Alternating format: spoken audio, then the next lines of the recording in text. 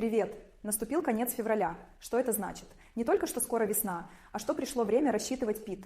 Напоминаю, что все работодатели должны прислать ПИТ-11 не позднее конца февраля на домашний адрес, либо на электронную почту. И у вас есть время до конца апреля подать декларацию ПИТ-37 на основании полученных ПИТ-11 от всех работодателей, у которых вы были трудоустроены в прошлом году. Есть несколько способов подать декларацию и несколько сайтов, где можно это сделать. Сегодня расскажем вам, как подать декларацию на сайте податки.gov.pl. После подачи декларации может быть 3 результата. У вас переплата, которую вернет Ужонт Скарбовый, вы вышли в ноль или у вас недоплата, сумму которой нужно вернуть в Ужонт. Итак, поехали разбираться. Сейчас мы пошагово рассмотрим, как пользоваться сервисом «Твой ПИТ». Войдите на податки.gov.pl и залогиньтесь в Ужонте Скарбовом. Там вас ждет подготовленная налоговая декларация. Как войти в систему? Первый способ – через логин gov.pl. Можно войти через профиль Зауфаный, e-довод или электронный банкинг. Второй способ – приложение М-обыватель.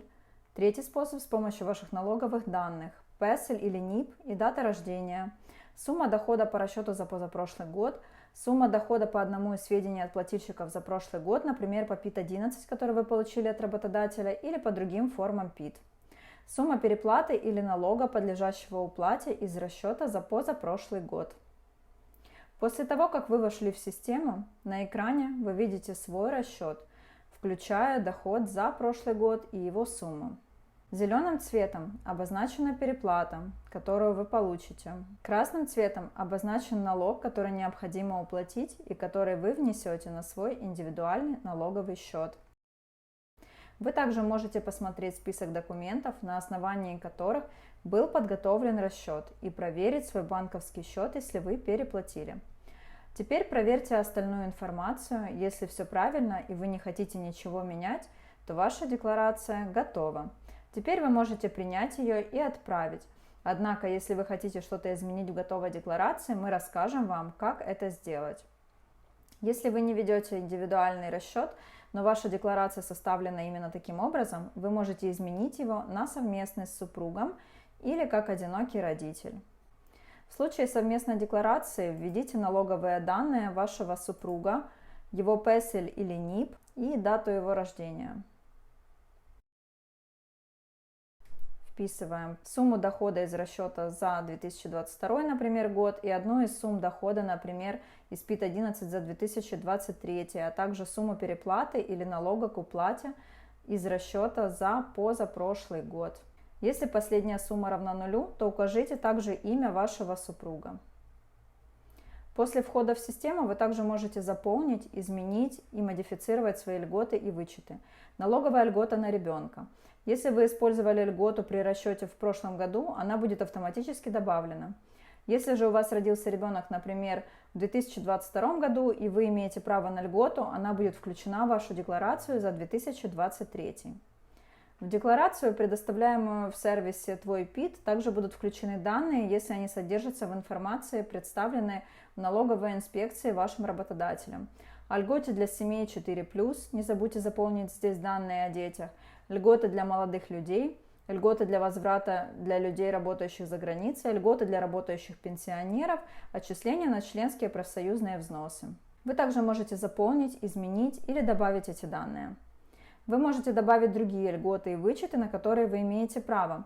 Например, пособие на реабилитацию, пособие на использование интернета, льгота на термомодернизацию, жилищная льгота, пожертвования, например, на общественно полезную деятельность, религиозные цели или сдачу крови, если вы являетесь почетным донором крови или плазмы, или взносы на индивидуальный счет пенсионного обеспечения в размере 1,5%.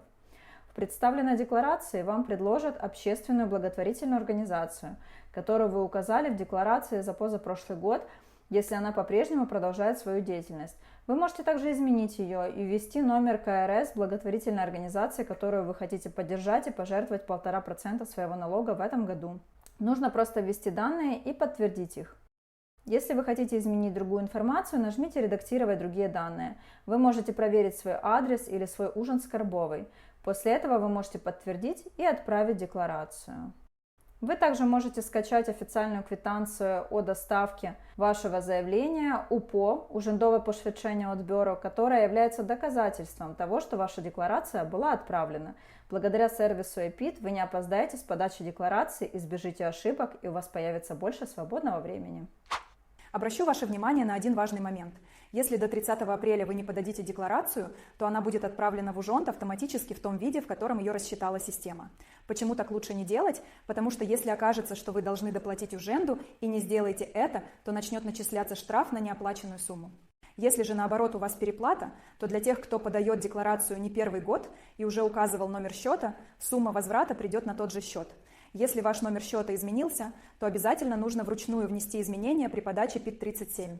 Если же вы подаете ПИТ-37 первый раз, то есть вы только в прошлом году приехали в Польшу, и если вы не укажете в системе ваш номер счета, то деньги придут по почте на адрес корреспонденции, указанный в декларации. Так что лучше перепроверить и рассчитать самостоятельно. Это совсем не сложно. Напоминаю вам, что для удобства можно изменить язык сайта на украинский или английский. Надеюсь, все было понятно. А если остались вопросы, пишите их в комментариях. С вами была фирма Partwork. Пока и до встречи в следующих видео.